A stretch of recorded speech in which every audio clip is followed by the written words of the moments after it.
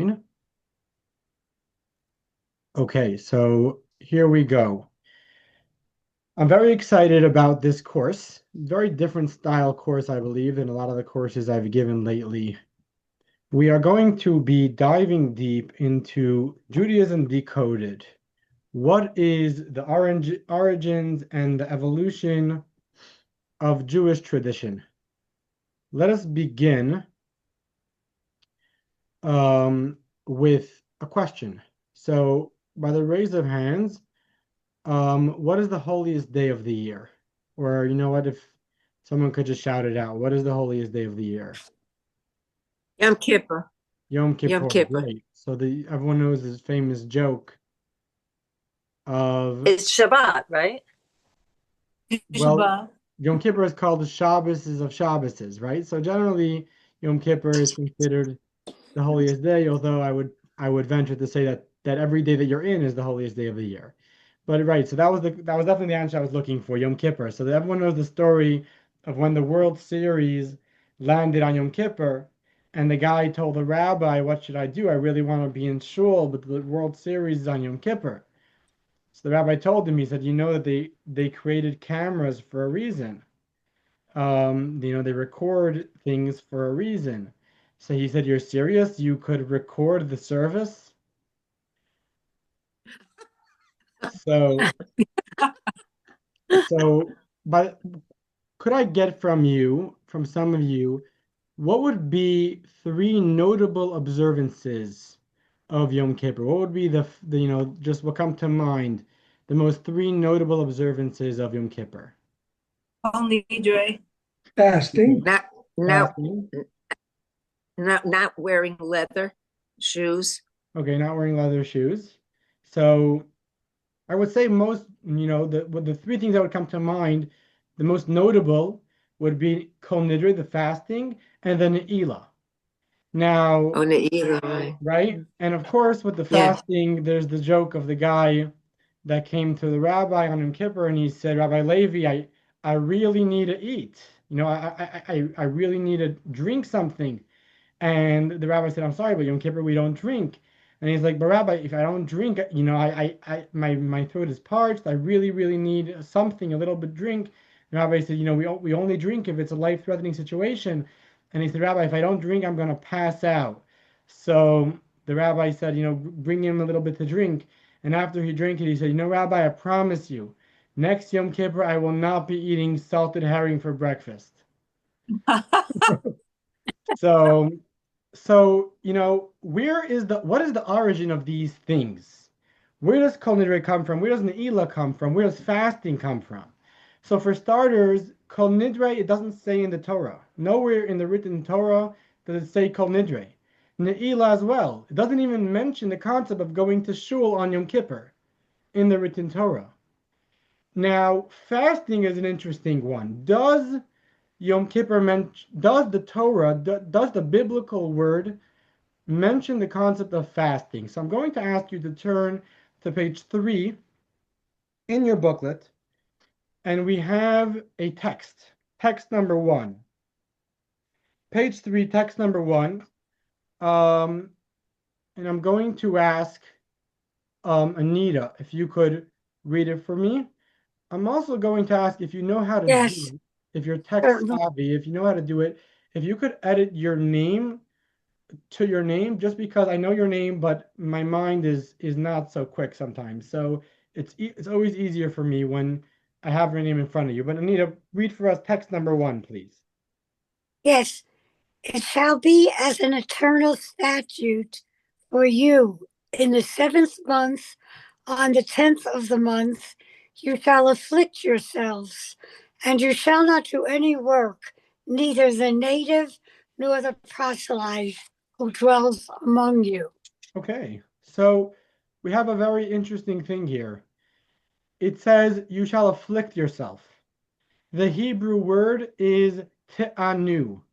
The root of that word is ayin nun vav, or the way they put it, ANH, right? So on page 4, you're going to have a flowchart of a number of verses. And all these verses have that same word. You should afflict yourself. But the meaning of affliction changes in every single one of those verses. We're not going to go through all those verses inside, just to tell you outside. So it says that that God told Abraham that the Jewish people are going to be enslaved and they are going to be inflicted. So that word affliction exists in that verse over there. That the word affliction over there does not mean fasting, or does it? Right? The Jewish people didn't fast in Egypt, they were enslaved in Egypt. We have when Laban tells Jacob, "You should not afflict my daughters." When Jacob marries Laban's two daughters, he says you should not afflict them. He uses that very same word. He obviously doesn't mean that you should not make them fast, or I would think that's not what he meant. We have in the story of Shechem and Dinah. So Jacob goes to the city of Shechem. It's called Shechem because the king Hamor has his only son Shechem, and Shechem finds Dinah on the street and abuses her. And the word in Hebrew used in that verse is that he's me'ana her, he afflicted her. That very same word that we're talking about on Yom Kippur, that you should afflict yourself, is used in the context with Shechem and Dinah. And finally, the last example is it says in Exodus that you should not afflict the widow or the orphan. And again, it doesn't mean that you should not make them fast. So Yom Kippur, the concept of Kol Nidre, the concept of Ne'ilah doesn't exist in the biblical tradition, in the biblical Torah. The concept of fasting, does it exist? Well, it's written that you should afflict yourself. But how do we know that afflicting yourself means that you should be fasting? Maybe it means that we should be sitting in ice cold water, or maybe it means that we should, there's a lot of ideas of affliction. There's so many different types of affliction. How do we know? Where do we get that from? That affliction over here in this context means fasting. And this is just a way of introducing the course as well as this class, where we are going to discover that almost all of Judaism as we know it is oral. It's tradition. And almost none of it is purely from the text. And the question will obviously be why and how do we believe that and all those sort of things, which we'll get to in a moment. So let's talk about some skepticism on oral law, oral tradition. By the raise of hands, who here has any questions about oral tradition? Oral tradition, Yeah. oral. Yes. What do you mean Okay. tradition? You mean like what we're told to do? Like what do you Correct. mean?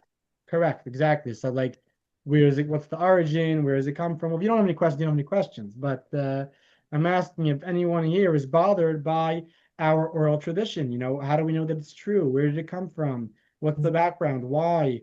Welcome, Ron. That's right. All the way from Miami. Okay, so I see a bunch of hands up, and that's why we're here, and that's great. I wanted to say a thank you to some of our sponsors for this course, Ron, as well as David, as well as BA. So thank you very much, and thank you everyone for being here and making this happen. Okay, so back to our conversation at hand.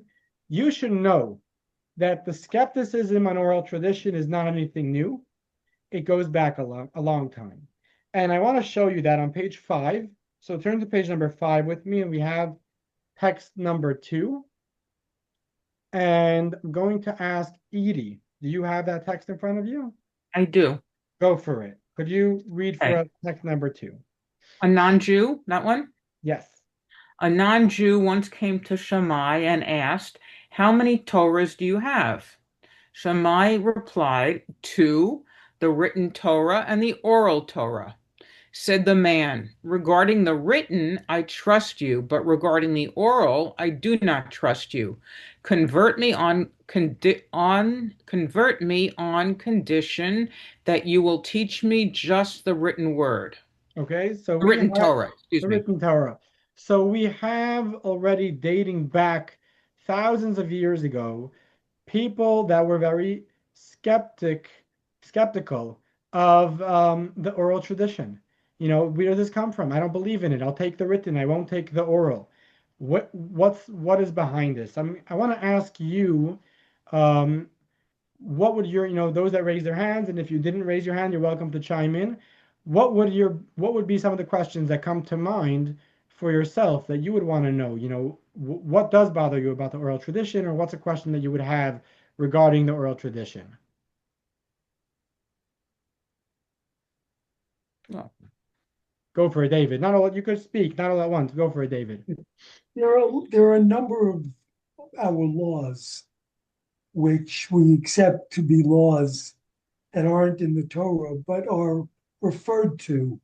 And specifically, I'm thinking of kosher, where it talks about that we can eat things that have been slaughtered the way I told you to, but how we told you to isn't there.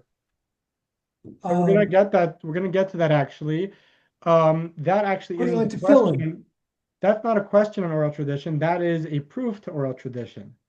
Well, it's a question in the sense that the way we do it, I guess you have to accept having been part of Torah and not rabbinic. I always joke at Minyan, where I go every morning, when somebody raises a question about tefillin, and it talks about the Torah says, bind them as a sign upon your hand. But the way we do it, and I always say it was some clever merchant who came up with a box and a strap business and said, this is how. Right. And So then we that's accept. right. So the question I guess you're asking is, most, like I mentioned, almost all of practiced Judaism is oral, including fasting on Yom Kippur, is oral tradition, as I mentioned.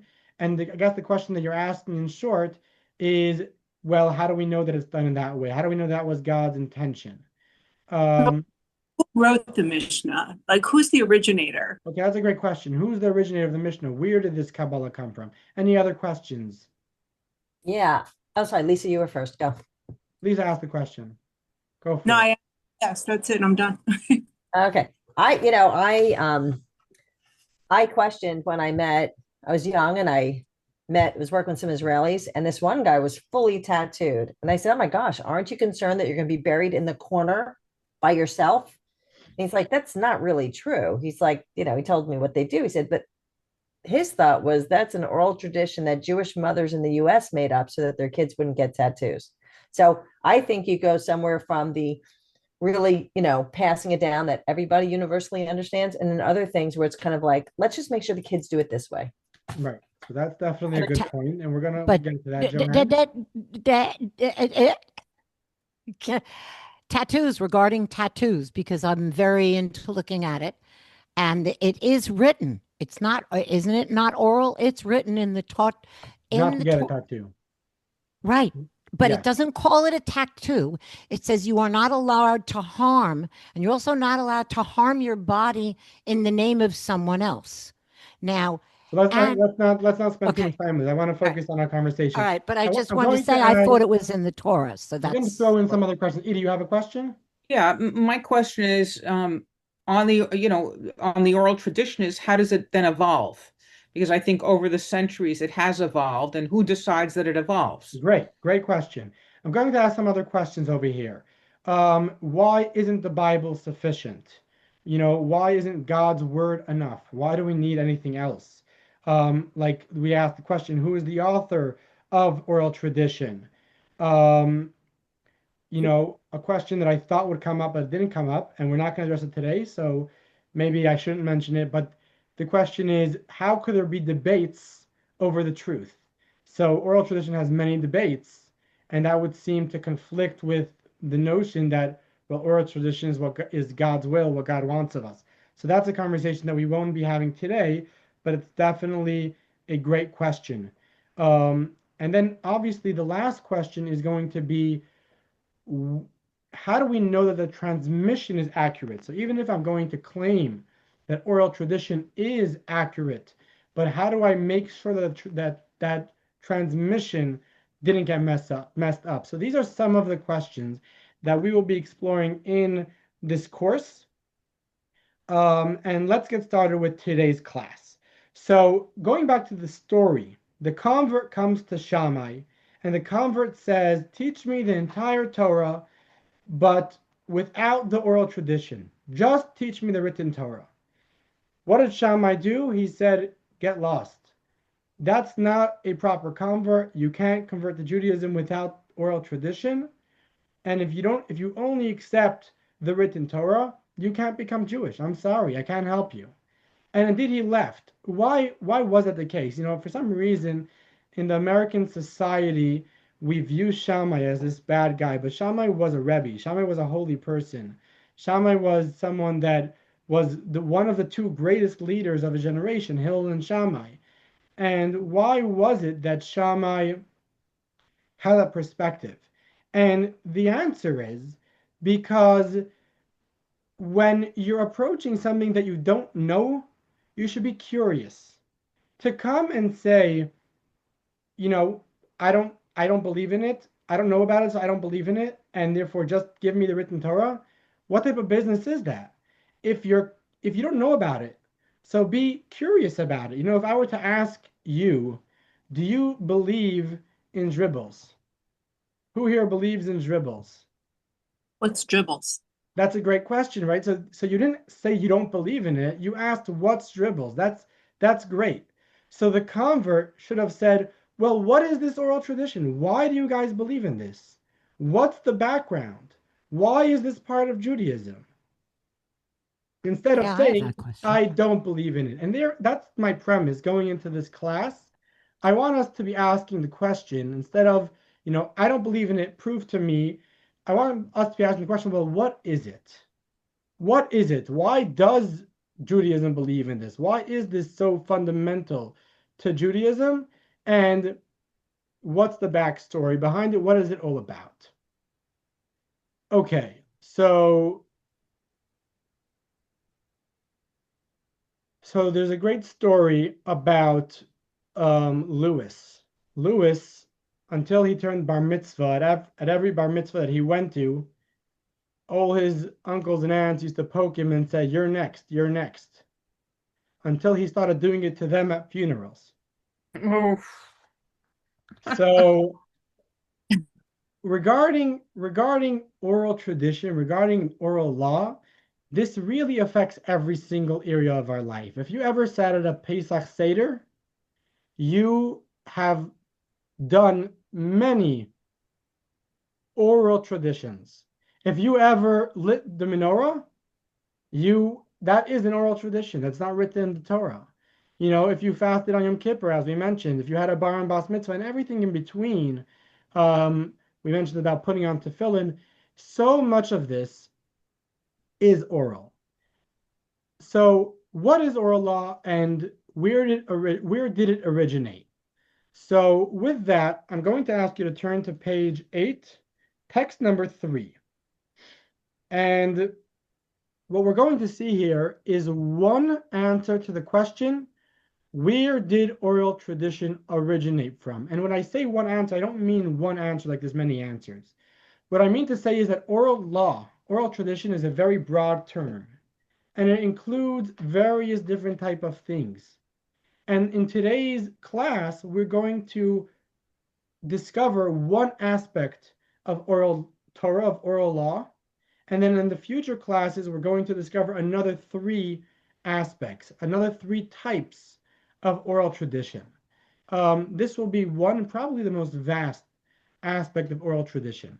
So I'm going to ask. But are you making a distinction between oral tradition and oral law? No, no, no, no, no. So what I'm saying is that within oral Torah, oral tradition, oral law, there are some things that fall into one category and some things that fall into another category. And today we're going to be discovering one of those categories, including where we got fasting from and where we got tefillin from and those type of things. I'm going to ask Linda if you could read for us text number 3. Okay. Number 3, there from the beginning. Every mitzvah that God gave to Moses was given with its explanation. God would tell Moses the verse and then tell him its meaning, explanation, and all that was contained in the ingenious wording of the verse. Okay. So as you see on the screen, the first category of oral Torah is that it was received. When God gave Moses the Torah and Moses brought it down from Mount Sinai, he brought it down with its explanations. Moses spent 40 days and 40 nights on the mountain. What was he doing there for 40 days and 40 nights? What he was doing was he was receiving the explanation for the book that he's going to be bringing to the Jewish people. So when he brings the book to the Jewish people and he tells them, you see, it says here you should afflict yourself on Yom Kippur. Well, God just told me that affliction means that you should be fasting. That's what he wants you to do. You see, it says here, and you should tie it on your arm and you should bind it between your eyes. Well, God just told me that that's called tefillin and it's black boxes and it should be written in this way and it should be shaped in this way, etc. So this is the first category of oral Torah, that the Torah was received, given by God. It's just as godly as the written Torah. And then we will have another 3 categories going on into the next classes. Okay, so here the question becomes, if that's the case, if it's true that oral Torah was given by God, so why didn't he write it down? Either decide to write it all down or decide to speak it all. Why is he writing some of it and then speaking some of it, right? Is that a good question? Yes. Yes. Why are you here and there at the same time? Why does the Torah need explanation? Okay, so I want to go back to that story with Hillel and Shammai. So the convert comes to Shammai, he says, convert me, but only teach me the written Torah. Shammai says, I'm sorry, I can't help you. So he goes to Hillel, he goes to the other sage. And Hillel says, sure, I will teach you the written Torah. And why did he say that? We will see right now. So turn to page number 10 in your booklet. Text number 4.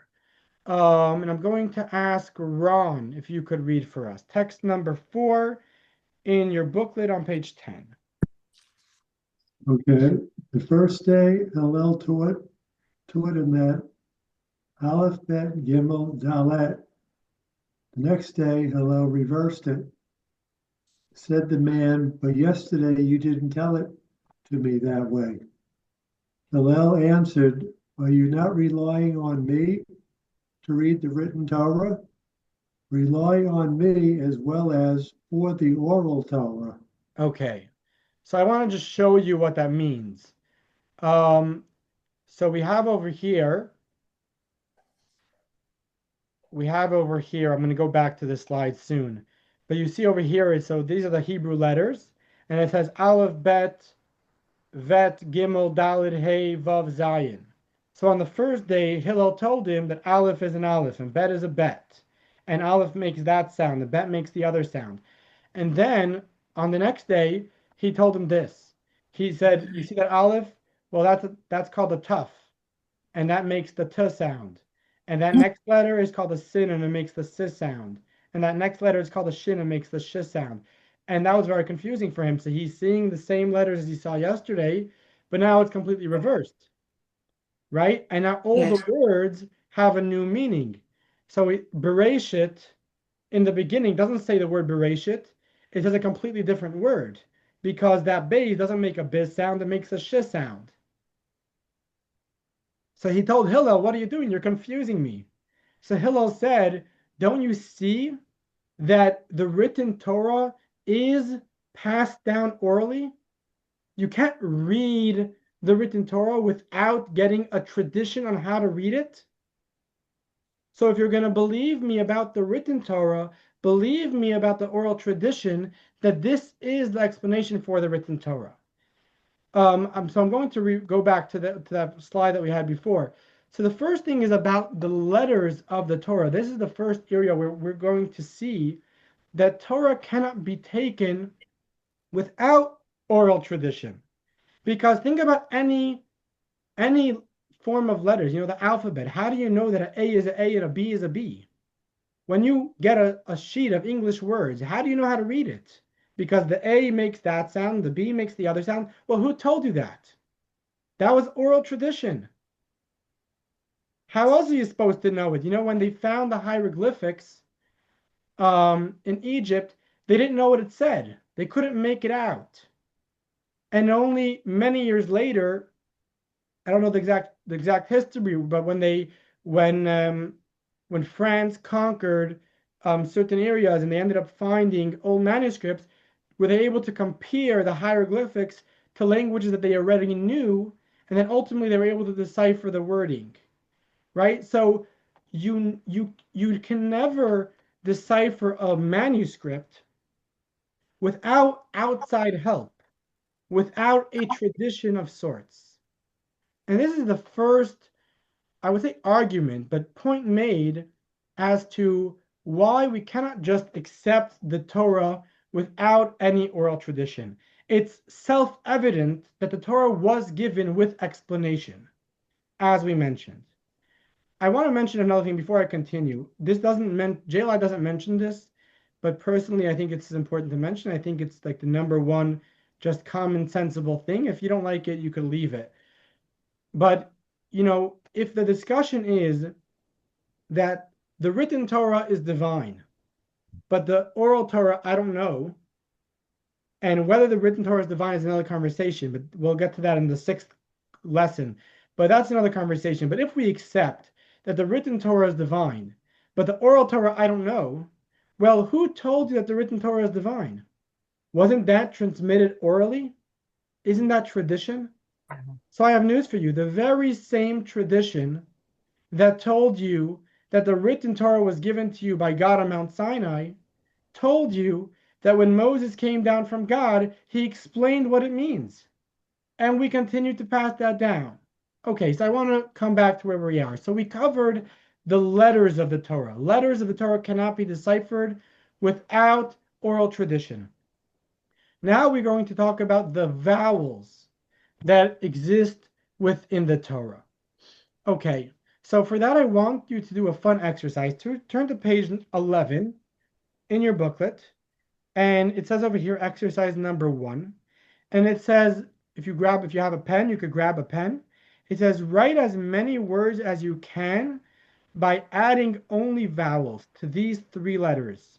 Vowels may be added between, before, and after the letters, but the letters BRD must stay in that order. So I'll give you a minute to do that. Think of as many words as you can that have the letters BRD in that order without any vowels, and put in the vowels as you see fit.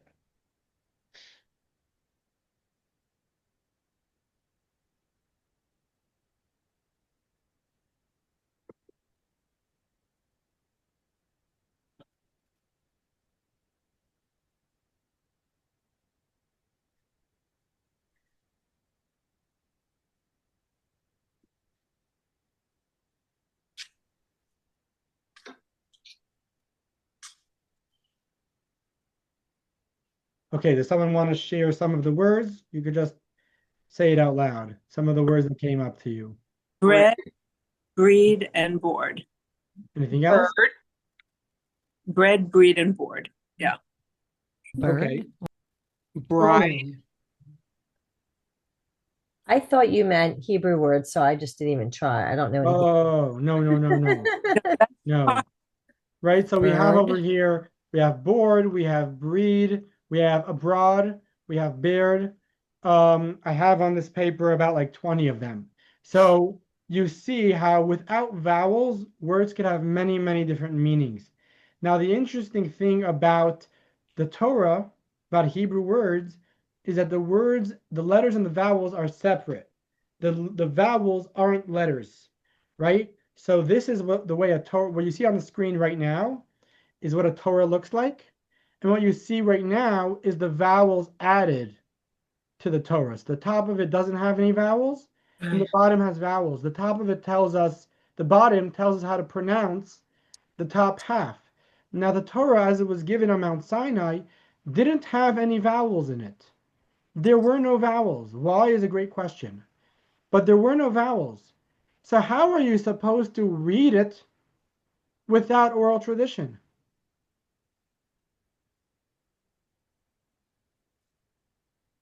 I don't understand the Good question. question. What? I don't either. You don't understand the question? No, like how are you supposed to read it without vowels, you mean? Correct. So the vowels are all oral. They're helpful. They're all oral traditions. So, you look at the first word on this page. Now go back. Could anyone read the first word on that page? First word. Page. Is that Bereshit? Bereshit, right? But there's no vowels Right. in. So there's about 10 different ways that you could read that word. So how do you know that it says Bereshit? This is the only word I know. Because so that's what you Great. were taught, right? That's what you were told. The last word of that paragraph, could anyone read that to me? The last word. Yom. At. So. Right? Yeah. So that's Yom. a ches. So it, Nice. that, Yom. So. What so you page? could read that echad, you could read that achad, you could read that ichud, you could read that ichod. There's 1.5 million ways to read that word. Because when you talk about the pronunciation, you talk about the vowels, it's all interchangeable. So who told me that Bereshit has the vowels that make the word Bereshit, that give it that pronunciation? And Achad gives Achad the pronunciation of Achad. The answer is that is oral tradition. So when you look at a Torah, and a Torah has Hebrew letters, and a Torah doesn't have vowels, it forces you to say that there must have been an oral tradition. There must have been an explanation that came along with this book. Okay. I want to show you that in real time. So we have a verse here, and this verse says, Lo sivashel gedi, and then it has this next word, emo. If we're going to read the translation, it says, "You shall not cook a kid in its mother's Milk. Milk. right." So what does that word say? And I'm being easy with you because I'm only giving you 1 out of the 5 words. All 5 words I could do this with Oh, you. not a Chalav. Chalav. Chalav, but it could also Chalav. say chalev. Chalev means fat. Oh. So it says you should not cook the kid in his mother's It's mother's milk. Milk. something. But we don't know if Oh, it means something, right. we don't know if it means milk, and we don't know if it means fat, That. Oh. right? So this would be a very clear example Chalav. of where we don't know. So you see how it says bichalev, that would mean Bahalav. fat.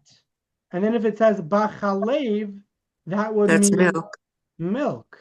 Milk. So we have chalev, fat, we have chalev, which is milk. So which one is it? Isn't it not meant to mean more than one thing then? So that's a great question. That's a great question. But every single word of the Torah would have this issue. So who decides which words mean more than one thing or not more than one thing? How many translations are you going to are going to give to it? When are you going to stop? The point being, it could have 2 translations. It's possible that maybe that's the reason why God didn't put vowels into the Torah. But the point being that when we receive that written manuscript, that written manuscript itself screams that there was an oral tradition, that it came with explanation, because no one would ever give something like this that you can't decipher, that you can't understand what it actually means. Okay. I mean, there's Rambam and Rashi, so those would be 2 interpretations, different. No, so again, regarding where there's conflict in oral tradition, we'll get to that. That's not going to be today's class. And that's a great question. We'll get to that in a later point. But the point over here is that there must be some sort of tradition on how to decipher this Torah, because otherwise the Torah wouldn't be understood. So obviously God gave that tradition. And as we started off by saying that a lot of oral tradition, what is it? It wasn't made up by humans. It was given to us by God. When Moses came down on Mount Sinai with a written Torah, he came with its explanation as God explained it to him. Okay, so we covered letters, we covered vowels, and now we're going to talk about punctuation. So here is another one. Punctuation. It says over here a sentence. Can anyone want to read that sentence for me?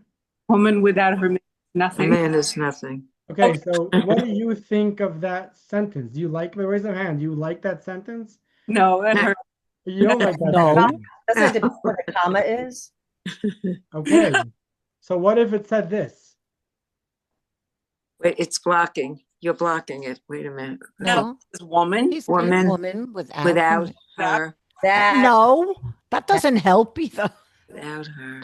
but Man that's- is nothing. right? It's The it's comma- reversed. It's a Oh. reversed message. It's a reversed Oh, it message. is. That's right. No, it's Woman not. It's without her reversed. How you man is interpret it, nothing. One is in Ooh. pro of women Okay, and one hold is on a in pro second, of hold on a men. That was second. your mind. It was reversed from the way Let your me- mind read it. I read it this way. You read it that way. So, right, Two ways. Wrong with Both that. read the same thing differently. so it could Yes, say, with the comma. woman without her man is nothing, or it could say woman without her man is nothing.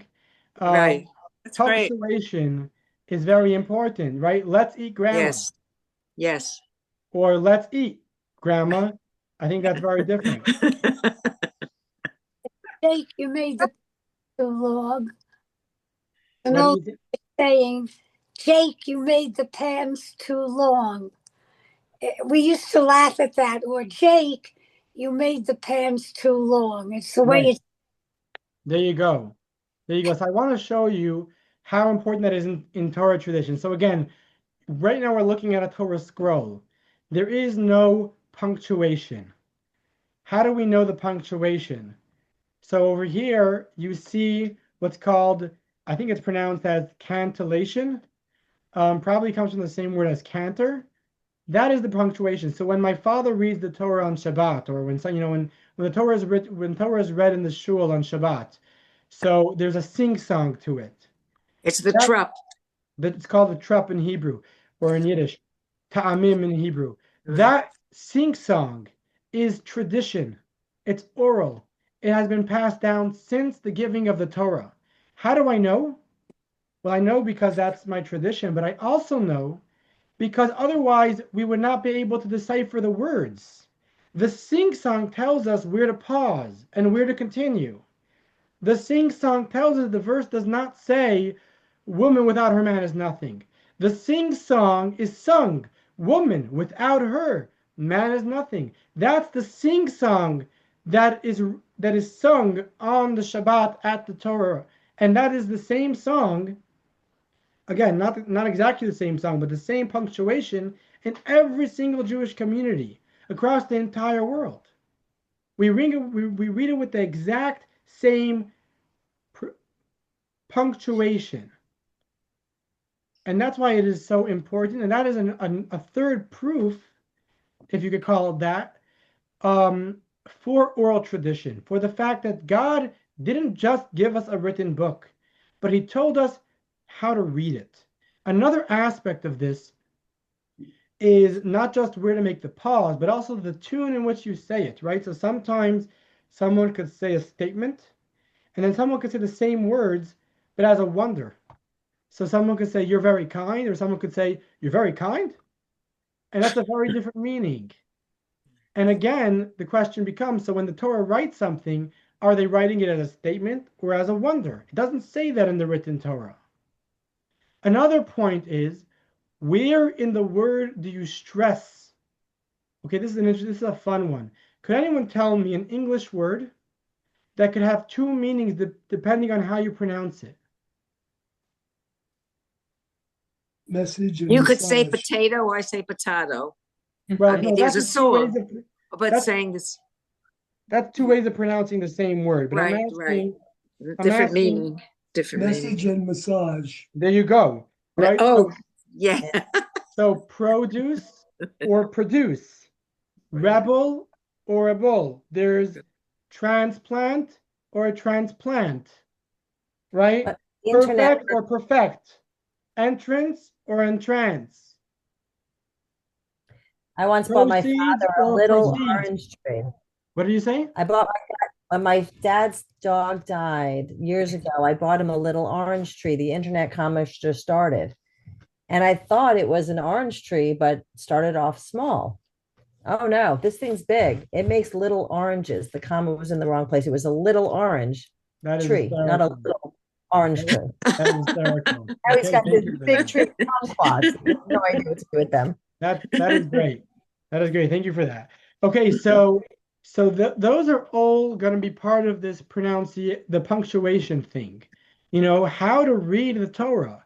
The letters, how do we know what sounds the letters make? How do we know where to how do we know what the vowels are under each letter? How do we know the punctuation of the letters? These are all things that must have been given orally, must have been given traditionally. Okay, let us move on. So here you just have, very quickly, you have on the page the difference between the vowels and the cantillation, right? So the blue is the cantillation, which gives you the punctuation, it gives you the tune, it gives you the emphasis, and then the vowels are in the red or the orange, whatever that is. Okay, let us move right along. So here I have a fourth point as to where we see oral tradition is so important. And that is, well, what is the message? So even if we know how to read the word, and even if we know the tune, and even if we know the punctuation, so we know the exact meaning of the word, but what does he mean to be saying? On Yom Kippur, you should afflict yourself. With what? What sort of affliction? Didn't God want us to know what we should be doing on Yom Kippur? Doesn't that tell me that there must have been some sort of oral tradition that God told us what affliction means?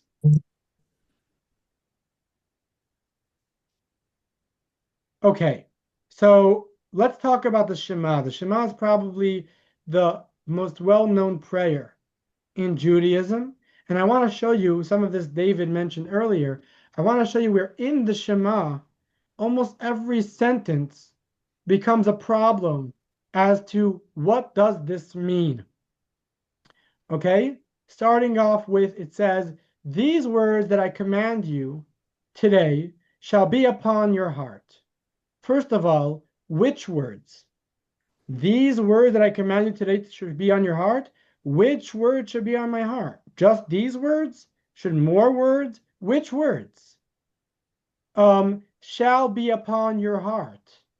How do I put it upon my heart? Should I literally write the words on my heart? Do I have to open up my skin to write it on my heart? Do I put a parchment on my heart? What does that mean? It shall be upon your heart. Right? We say you should bind them for a sign upon your hand. What should I bind it with? What should I bind? Where on my hand? They shall be for totafot between your eyes. So besides the fact that where exactly between my eyes and what exactly should be between my eyes, but the word totafot is a word that only exists here in the Torah. There's no other context that we can understand what this word means. So maybe some of the Torah we could try to understand from context, but this word is like an ambiguous word. Like, what does that mean? Who told us what totafot means? And then finally, you should inscribe them upon the doorposts of your house and upon your gates, right? So we have the mezuzah. So who told us that that looks like a mezuzah? You know, should I literally write it on the wall of my house? Where exactly on my house should I write it? What should I write on my house? What do I have to use to write it? So this is like one text, which everyone here knows, which is just so unbelievably not clear in terms of the message. So God wants to give us a message. He wants to tell us to do something, but he doesn't make it clear what he wants to tell us to do. David, you have a question? I had a comment when you had asked earlier about the affliction.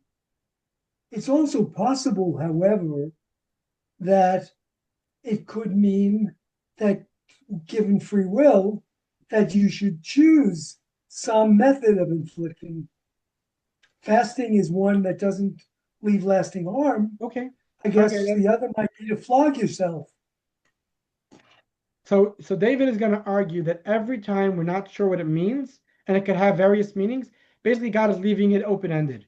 Do anything that fits into this translation.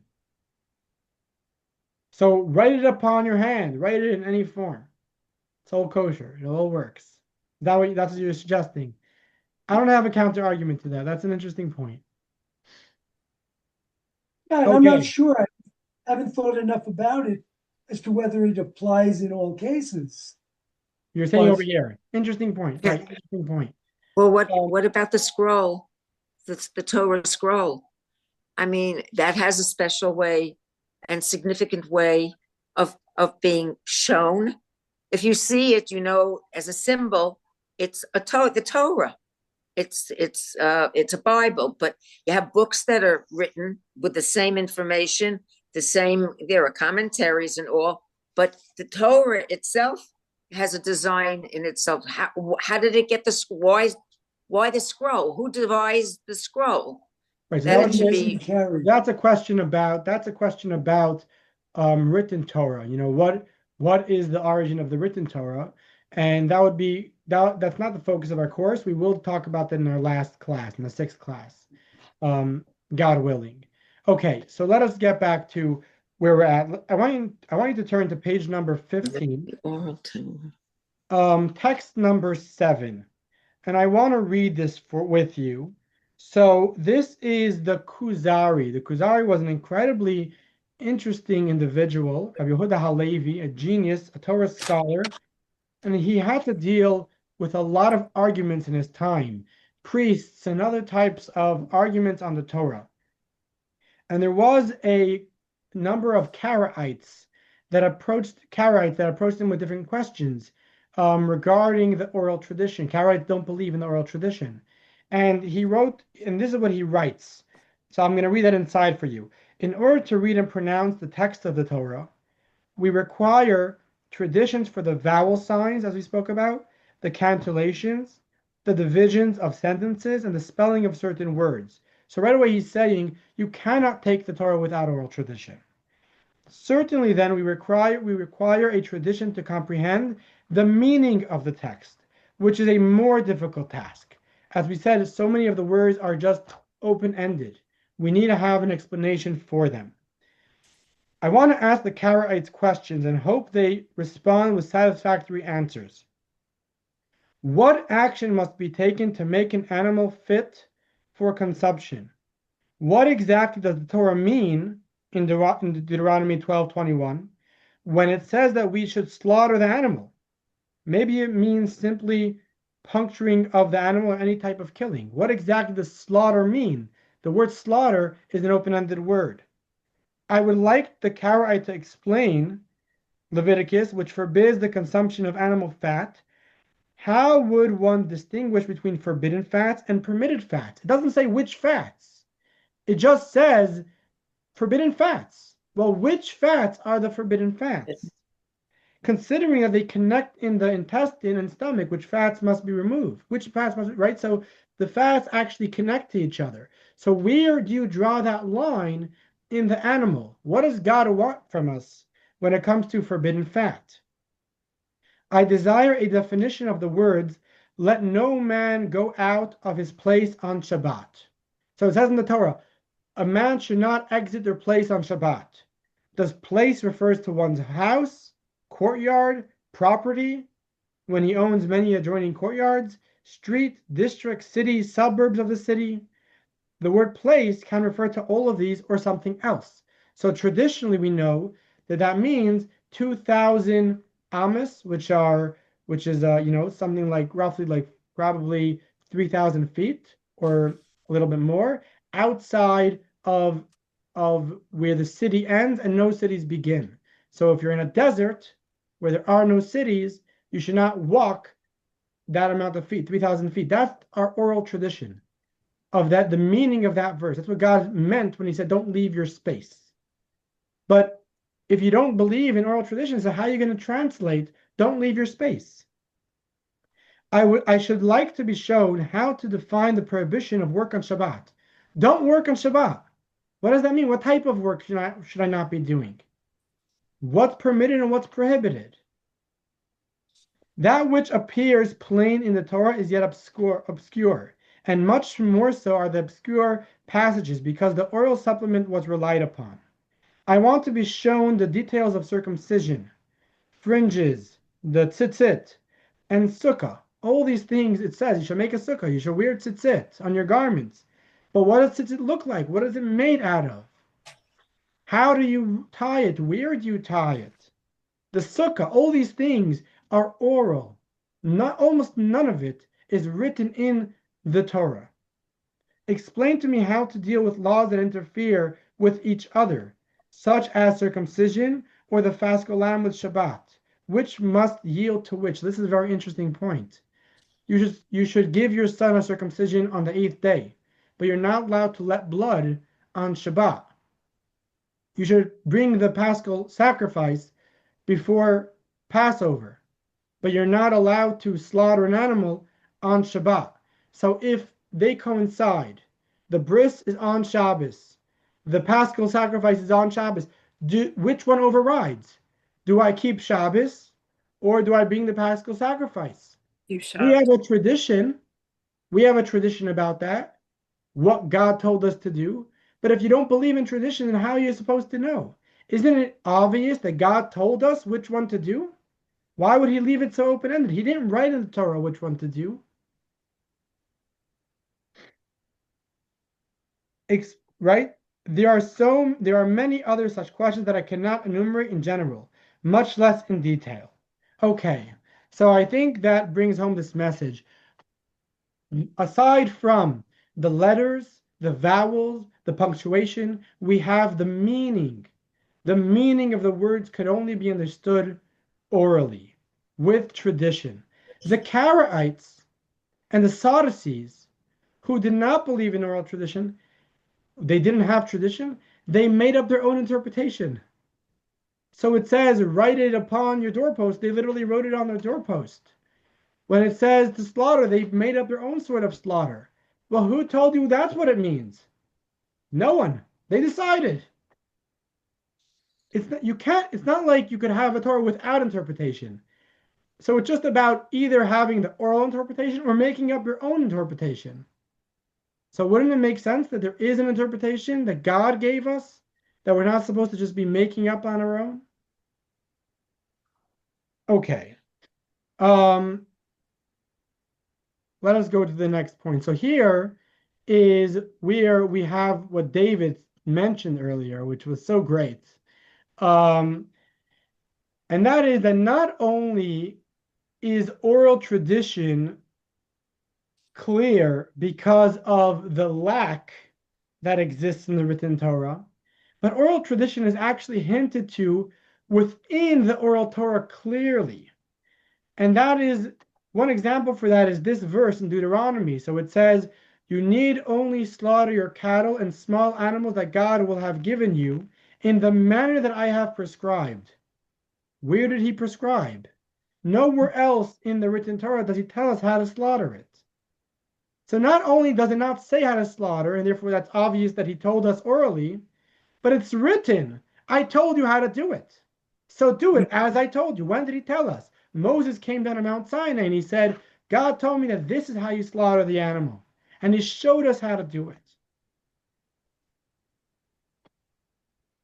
Okay, so I rest my case. The oral tradition is what Moses brought down from God on Mount Sinai, telling us what the Torah means, how to read it, the punctuation, the vowels, the letters, as well as the actual meaning of the Torah. And that's how we know what to do. That's how we know what Judaism is all about. And here comes the question. So why do we need oral tradition? Why did God do that? Why didn't he write it down? And you know what? If God had a reason not to write it down, why didn't Moses write it down? You know, Would have why? been too heavy for him to carry. What? Too Would have heavy been to too carry. heavy So for him to Moses, carry. there you go. So Moses, once he comes down, he could write it at that point. The truth is, Moses, I don't think Moses came down with a physical written Torah, right? So Moses came Right. down with the words, he wrote it down. He came with the tablets. He wrote down all the words of the Torah, and then the rest of it he gave orally. You're writing the written Torah, so write the rest of it. And God couldn't have given Moses all the words to write it out clearly. You know, I mean this and I don't mean that, right? Make it clear. There seems to be so many benefits on not having an oral Torah. And here the question is, so what are the benefits for the oral Torah? Door for door. Okay, so the first answer as to why we don't have why the oral Torah is not written. The first answer to that question is because God commanded Moses orally on Mount Sinai that the oral Torah should not be written. He said, everything that I'm telling you now to write down, write that down. And not only you should write that down, but you should not say it orally. It should only be transmitted in writing. If you're going to say it, read it from the text.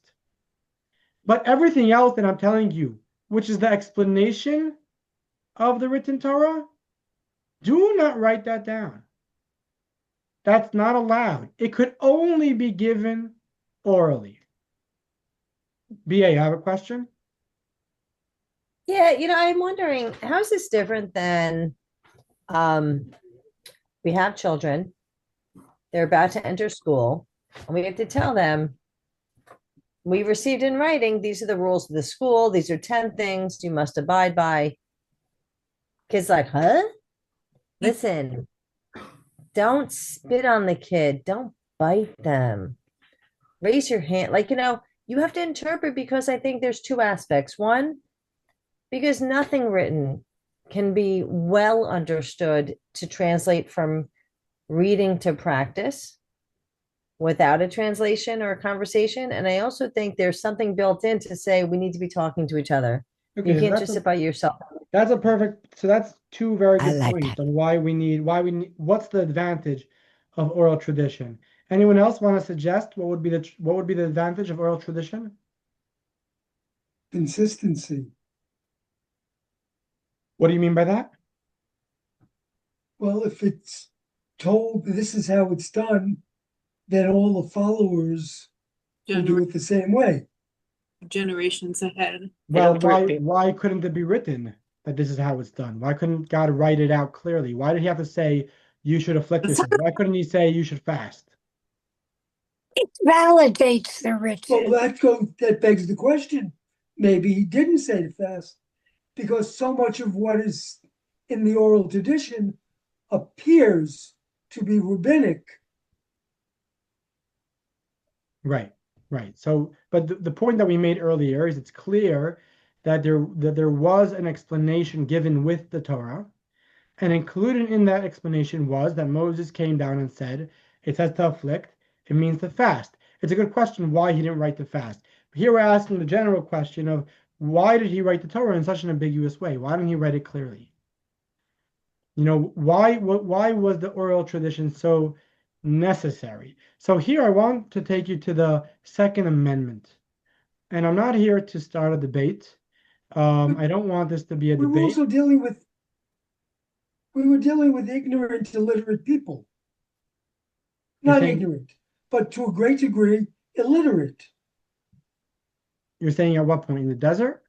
You've got to place it in the appropriate time in the Interesting. evolution of man. Interesting. Okay. I don't think that might be necessarily that we Right. would believe that these people were schooled and could read. Right. Right. And the Hebrew language was not the primary language in Egypt. Right. So let's go to the Second Amendment. We have an amendment that was written by man, and they wrote it in a way that it was meant to be understood for generations. They were hoping that everyone would know exactly what they meant. But practically, there's a huge debate in America as to what those words mean. So we have, right? So it says a well-regulated militia being necessary to the security of a free state. The right of the people to keep and bear arms shall not be infringed. So over here, the question becomes, is this the right on the state or is the right on the individual person? And that is a huge debate in America that has yet to be settled. No one will tell you that there is no argument about this. You could clearly read it in two ways. They say the story of the priest and the pastor that were sitting on the street, not far from their churches, and they were putting up this sign that said, "The end is near. Turn yourself around before it's too late." And one guy is driving by, as he's zooming by, he rolls down his window and he says, "You religious nuts, get lost, leave us alone." And as he turns the bend, suddenly they hear this scream and a huge splash. And the pastor turns to the priest and says, "Maybe we should just write, 'The bridge is down.'" Right? So very often we could read a text and we can know what it means, but it doesn't actually have any meaning to us. Turn to page 22 in your booklet, exercise number 4, and there is you have in front of you an old recipe. Could I ask someone, I don't know who's comfortable reading this, but anyone that's comfortable reading this, if you want to read the recipe to us, what does it say? Go for it, BA, go for it. Well, because say no, if I get it wrong, it's natural. Uh, oil soapies. Take a kashem quantities of onions. That says onions. Onions. Oh, I love that. Oh, this is like when I go to Israel and I see things written in Hebrew, but they're English words, and my son challenges me to figure it out.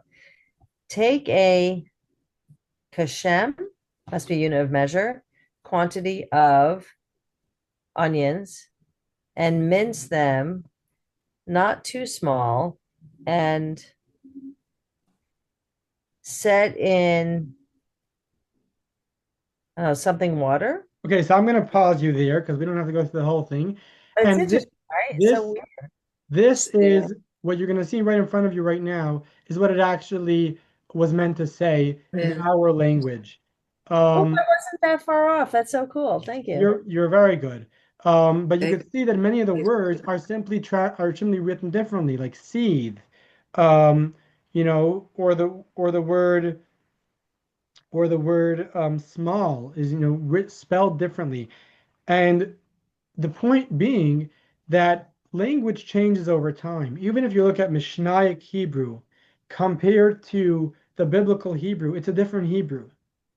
And therefore, if God were to put everything in a written book, there is no guarantee that the meaning of that Hebrew would survive.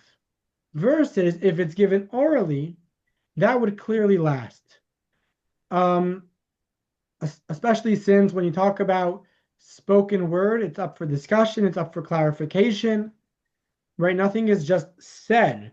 And therefore, the guarantee of the message, the proper message being given over, is much stronger.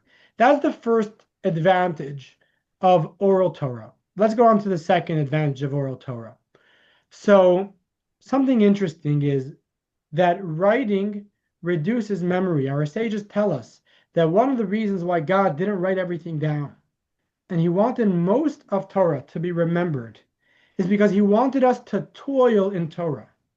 And if I know that it's written, I'm not going to work so hard to remember it.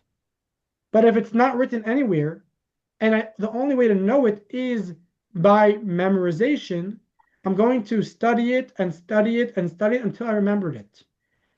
Traditionally, in the times of the Talmud, every student would study the very same idea 100 times. The teacher would tell them something, and then they would review it 100 times because they did not want to forget it for life. And then as their life went on, they continued to review it and review it and review it because it's only in their memory. And the concept, no one should ever minimize the value of not just study of Torah, but toil in Torah. And if everything was just open-ended, there would that toil and the time taken to put yourself, to invest yourself, to immerse yourself in that study wouldn't be there. That is a second reason why God gave us an oral tradition, not written. Okay, here's a third reason. The third reason, which I think maybe David was touching upon earlier, is Torah is about having living role models. If Torah was a book that anyone could just take and adopt, because it's all written out clearly, then there would be no aspect of, no, it's a living role model. Torah is alive. Judaism is alive. In our tradition, the only way to be a proper Jew is by having a living role model. It's not just about having a teacher, but about seeing how it's done. So how do I know what a sukkah is? Not just because of what my teacher told me, because I saw their sukkah. In the Talmud, when we talk about the traditions, the strongest way of knowing what the tradition was is I saw my teacher do this. And that makes Torah alive, not just words in a book.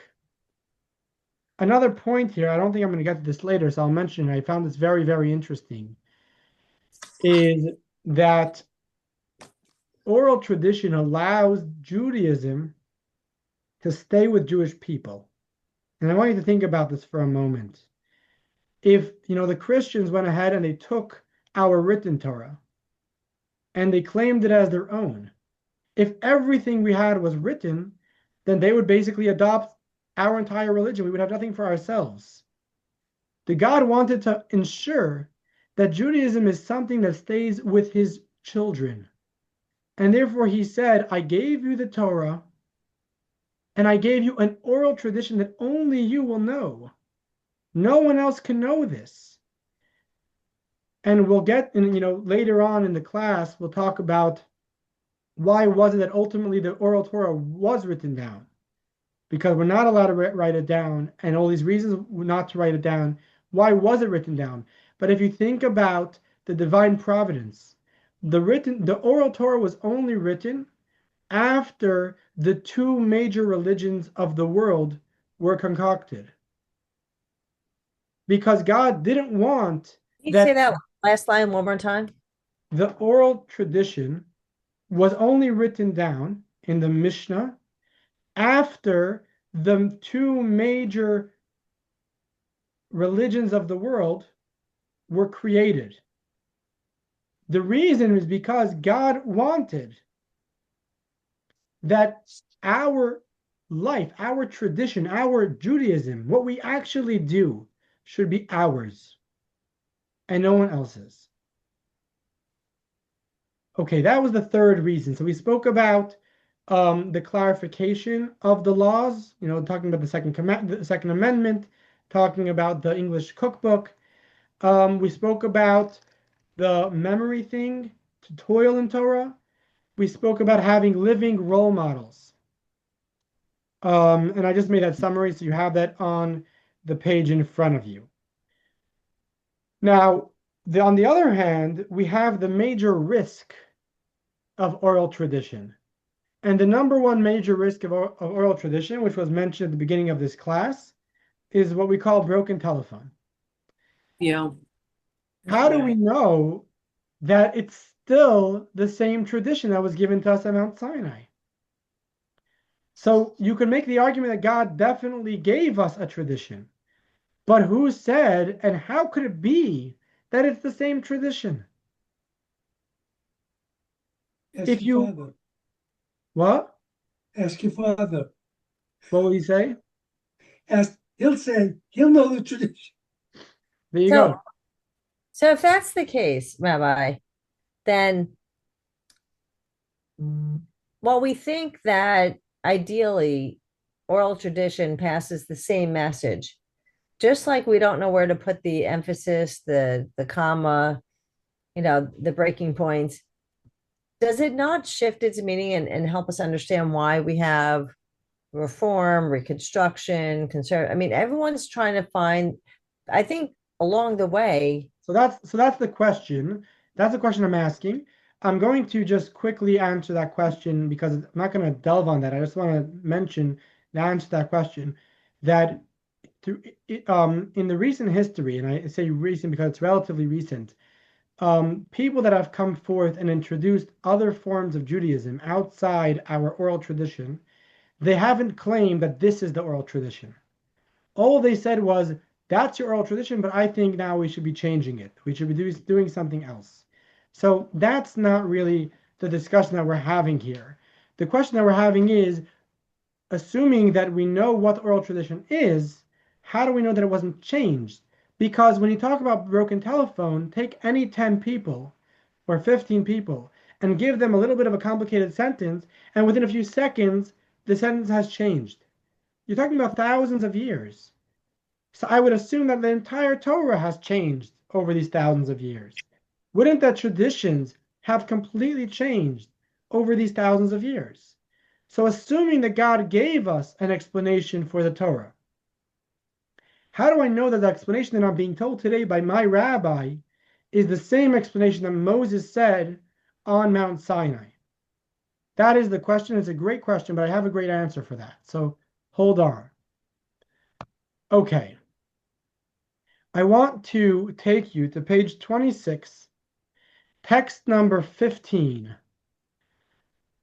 I'm going to ask Joanne to read for us text page 26, text number 15. You're muted. Yeah, no. That's because my husband was Got it. bellowing. Okay. Text 15. And it's on 26, correct? Yes. Okay. What was the order of learning the oral Torah? Moses learned directly from the Almighty. Aaron would then enter and Moses would teach him. Aaron would then remove himself and to sit to Moses' left. Aaron's sons would enter and Moses would teach them. His sons would remove themselves. Eleazar would sit to Moses' right and Ithamar to Aaron's left. The 70 elders would enter and Moses would teach them. The elders would remove themselves. Then all the people would enter and Moses would teach them. Moses would exit and Aaron would teach it to all those present. Aaron would exit and his sons would teach it to all those present. His sons would exit and the elders would teach it to all those present.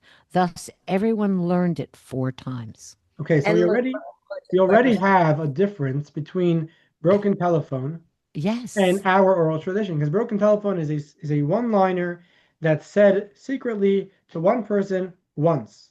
And over here, a crowd is being told the same information 4 times, and then they go and commit it to memory. And if tomorrow or in a year someone says, "Oh, Moses told us this," there should be enough people to say, no, you got it wrong. It wasn't exactly that. It was this. Let us continue. So I'm going on to text 15. Lisa, you didn't read for us yet, correct? Yes, that's correct. Go for it. Text 15b on page 27. Okay. So Bottom of the page. not the Hebrew, right? At the end of the page or the beginning? The 70 elders? No. Afterward, the people would disperse. Right. Afterward, the people were dispersed in order to review with one another what they had heard from Moses. And they would write the verse in scrolls. Ministers spread out among all the people to teach and review until everyone knew the verse and how to read it well. They would also teach the God-given explanation of the verse. The God-given explanation of the verse. The people would write the verse and remember the explanation by heart. Moses parting. So we see the continuation of how this was given over. And then we're moving on to Maimonides text 15c, and I'm going to ask I don't remember. Edie, you read for us, correct? I did, but I can read again if Justine, are you there? Edie, go for it. Text 15c. After 40 years in the desert, on the first of Shvat, Moses gathered the people and said, "The day of my death is near. Therefore, whoever has heard from me something but forgot it shall come and clarify the matter, and whoever has a question shall come and I will explain." As the verse says, Moses began to explain this law.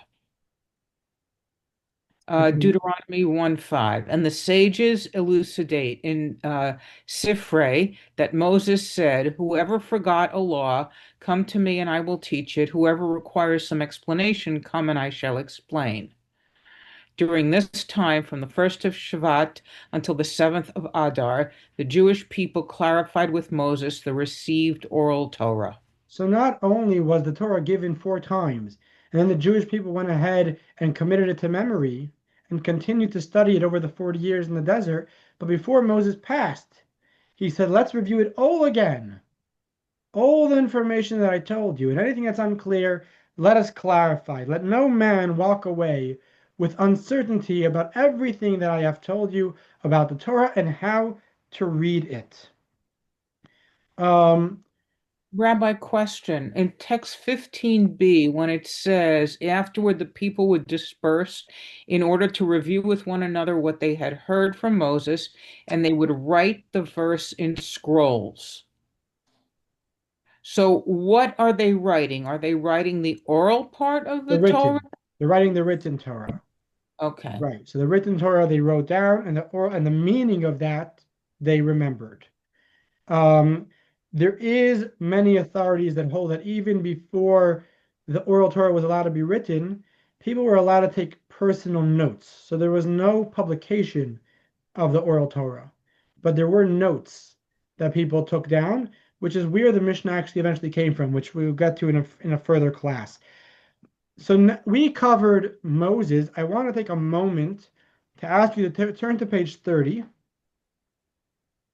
And on page 30, what you see in front of you is the chain of tradition, starting from the first generation, the giving of the Mount Sinai, all the way to the 40th generation, which was when the Talmud was written. We have names of who told who. And these names are not just, one person that remembered the entire Torah. We're talking about yeshivas ran by these people. All the Jewish people led by this person. And that person was given the authority and the mandate to make sure that the messages get passed over accurately, person to person to person. So the tradition wasn't just Moses during the 40 years and Moses passed, he made sure everyone remembered it. But we have clear tradition of exactly how it was continued to be passed on every single generation on from there. BA, yes. You have a quick question, BA? I'm wondering, I do. I'm wondering, it's a very impressive map, but does it mean that the lineages that were diluting the message are missing? And this is the lineage that kept the message. Is that what I'm to interpret it? What it's missing is the fractions of people that didn't accept tradition. And those fractions continue to be lost, including the Sadducees, the Karaites, and modern Jews that will say that the Torah is not true, or that the oral Torah is not true, or that the written Torah is not true. You always have those people, but that they're not part of this tradition. They're not part of the teacher to student, teacher to student. Okay. The last and final thing I want to show you, which is going to strengthen. Hold on, Lisa. Let me just finish this last point. I'll take your question. Of course. The last thing I want to show you on another point on the strength of oral tradition, which doesn't exist when it comes to broken telephone, is this right here. So what does that mean? No one here knows what that means. But if I were to tell you that this is an acronym, this stands for something. And it means the shy green lion had too much to drink and fell out the window. And if I were to show you the letters as I tell you the meanings, I would point to the T and I would say the. And then I would point to the H and I would say, and if I pointed to the S and I would say shy, etc., then the broken telephone would actually not be broken telephone. We would hold on to it because there is something written that anchors the memory. And that's what the written Torah did for us. So one of the questions that you might have had after hearing this class is, I know where the oral Torah came from, and I know why we want it and why we have it, but why did God write anything at all? Why didn't he give it all orally? And one of the answers to that question is this: because having something written allows an anchor for the memory, which is why most of the Talmud is showing us the sources for the information that we already know. And if the information we know is tradition, why do we even need sources? We don't need a source to know that it's true. Moses told us on Mount Sinai. And the answer is because it's so important to know where the anchor is for this memory. We're not doubting the truth of this law or this tradition, but we want to know where is the anchor. And if we hold on to what we are explaining in the Torah, which words we're explaining, we will hold on to the tradition. Yes, Lisa. Now, my question was, so in the absence of oral Torah, you would have, you pointed out that you have those lost tribes or whoever they were. And so, so if you're not, and where I'm coming from is, I've heard that women aren't supposed to study Mishnah. I don't know who said it or who goes by, it's mostly with Young Israel groups. And so we're supposed to be kept in the dark. We're supposed to be lost, like Absolutely women. not. Absolutely not. And not only that, it's a great question that you're asking. There is truth to what you're saying. There also isn't truth to what you're saying. The context has to be clear. In today's generation, definitely it's not true. In today's generation, we very strongly encourage women to be studying Mishnah, and all of Torah for that matter. The one point that I'll point out is that some of the Talmud will actually say, you know how we know this? Because that's what mom does. You know, who carried our tradition more than the mothers of the Jewish people? So the men could be talking about it in the yeshiva, but who actually keeps a kosher kitchen? Who actually koshered the chickens? Who knew which part of the chicken was kosher and wasn't kosher? You know, and not many, but some of the great teachers that actually are credited to the tradition that we have today are women. You should just know that. Okay, but generally women are very busy, so we don't want to give them more than they could handle. But in this generation, a generation of information, if you have time to study anything else, you should be studying Torah first before you go on to study anything else. That's for sure. Okay. I think Bea had a question, but I want to first just finish the class. I'm almost over time. I have a quick video which is going to demonstrate a little bit about why ultimately we did write down the oral tradition. And then we will have the key points and we'll call it a day. Sit back, relax, and enjoy. Tell me that you hear the sound. Yes.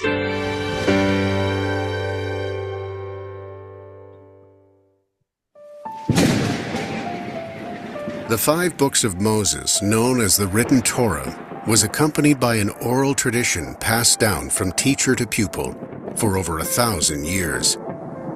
During this time, these ideas were not formally committed to writing, and in fact it was prohibited to do so. The intention was for students to learn directly from teachers and to accept personal responsibility for preserving the teachings for the next generation. Yet toward the end of the 2nd century, the Oral Torah was recorded in a book known as the Mishnah. Why did this happen? And who had the audacity to change the status quo? Rabbi Yehuda Hanassi was head of the Sanhedrin. His piety, Torah scholarship, and wisdom earned him the name Rabbeinu HaKadosh, our holy teacher. It was he who made the momentous decision to record the oral law. The situation of the Jews was precarious. The might of the Roman Empire had spread its tentacles and ruled over the Jewish people in Israel. Around 100 years previously, the Romans had destroyed the Second Temple. Countless Jews were killed, forced into exile, and sold into slavery. Similar atrocities occurred a few decades later, when the Romans crushed the Bar Kokhba rebellion. At certain points, the study of Torah was forbidden on pain of death. Religious practices were banned, and Torah sages were murdered. An oral method of transmission has advantages, but it can only flourish when people are living together in peace, with a strong presence of scholars and teachers. However, under the circumstances of oppression and dispersion that existed at the time, an oral means of transmission was not advantageous, as it jeopardized the accurate preservation of these treasured teachings. Considering these realities, Rabbi Yehuda made the bold decision to record the Oral Torah. Indeed, over the next 2,000 years, the Jewish people often experienced great suffering, dispersions, and weakening of scholarship. Were it not for Rabbi Yehuda's revolutionary vision in writing down the Mishnah, many sacred teachings and practices would have been lost forever.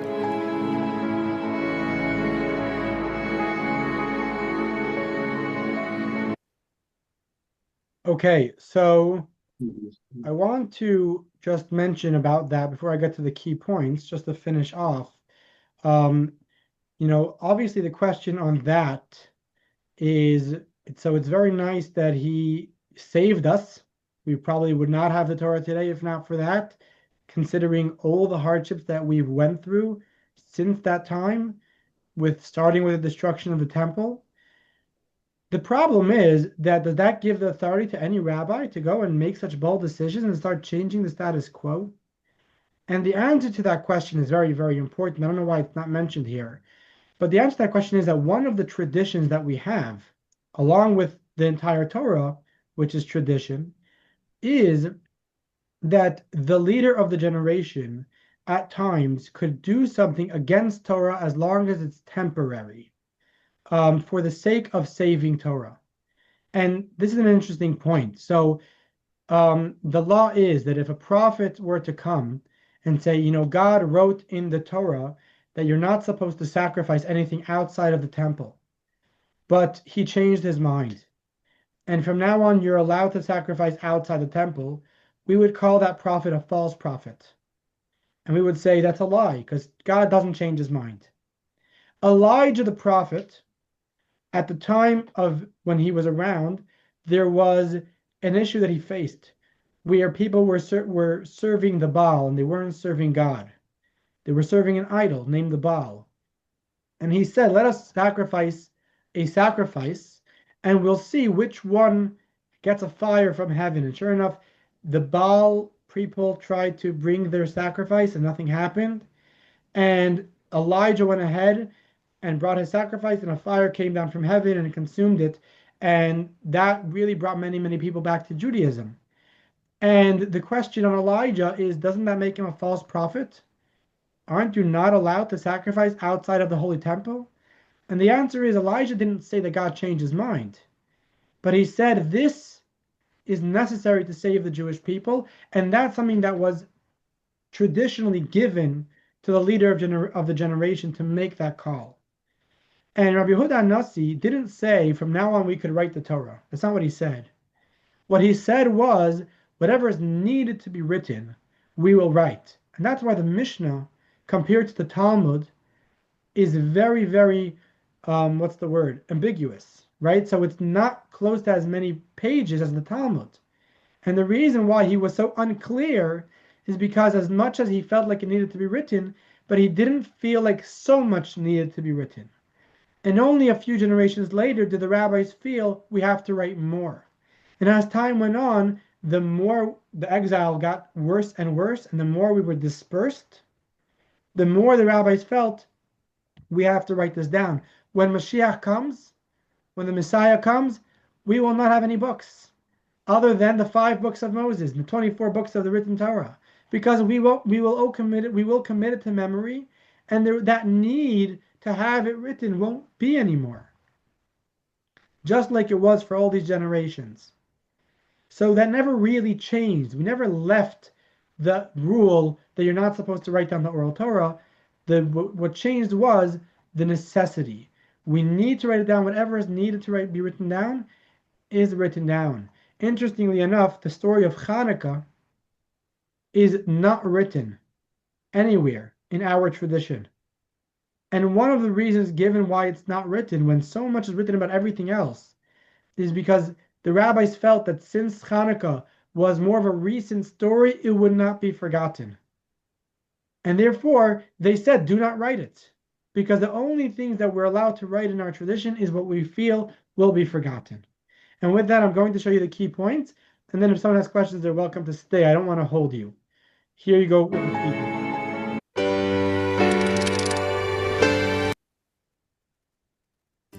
Key points, Lesson 1. 1. The Oral Torah constitutes the basis for all modern-day Jewish observance and tradition. 2. The received Oral Torah refers to the laws and explanations that Moses received from God. 3.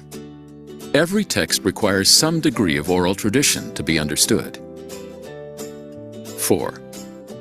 We cannot rely solely on the written Torah because the lack of vowels and punctuation renders many passages ambiguous. 5. It is impossible to perform many mitzvot without the explanations and specifics provided by the Oral Torah. Because the Torah is meant to guide our lives, there must be a supplement that provides specifics. 6. The received Oral Torah was not written because written texts are often ambiguous, even when the authors intend to be clear. 7. In addition, a system of oral transmission compels us to study Torah with greater rigor and frequency, and it ensures that students learn from living examples. 8. The written text that accompanies the received Oral Torah assists in the process of oral transmission. Next week, our study of Torah is not limited to passive transmission of received teachings. Through a sophisticated system of interpretation, we are able to apply the Torah to new circumstances and technologies. What are the rules for interpreting the Torah and deriving new applications? Who is tasked with deriving new concepts and rulings? And how great a role does human innovation play in this process? Join us next week for an insightful discussion about these questions.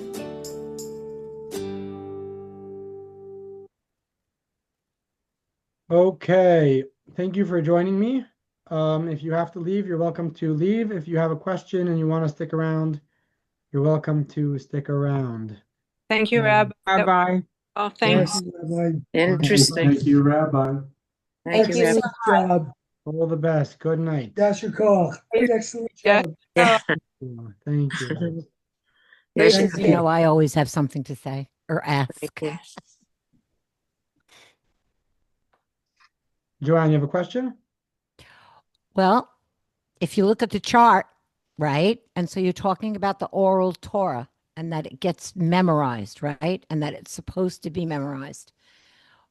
Coming back, you know, we're relating it to my life and the fact that we were not raised religious, but we were very religious. My grandfather was a cantor, and both my sides of my family were very religious, but whatever happened with my parents. But if you go to the chart and you look at the 27th generation, I No, saw that one. 26th. That's me.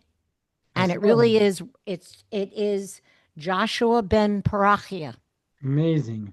And it just makes me then see some of this, some of the, how do I say, like the Shema, I was doing that as a child, knowing those words. And there are things that I know and I didn't get taught.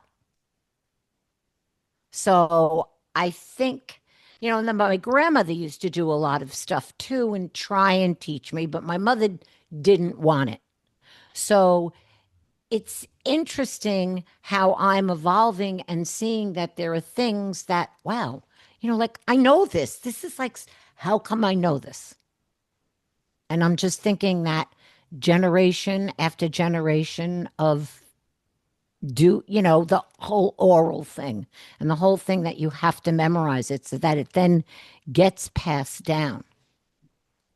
All back relating to the soul and to the Kabbalah and to, I know you're looking at me like I'm nuts. Okay, bye, Rabbi. I love you. I love you too. Thank you, Rabbi. Sure, sure. Anyway, go to your kids, but I Yes, find this. I have an engagement party to go to right now. Oh my goodness! Congratulations! Have fun. Have a great one. You too. Thank Bye. you.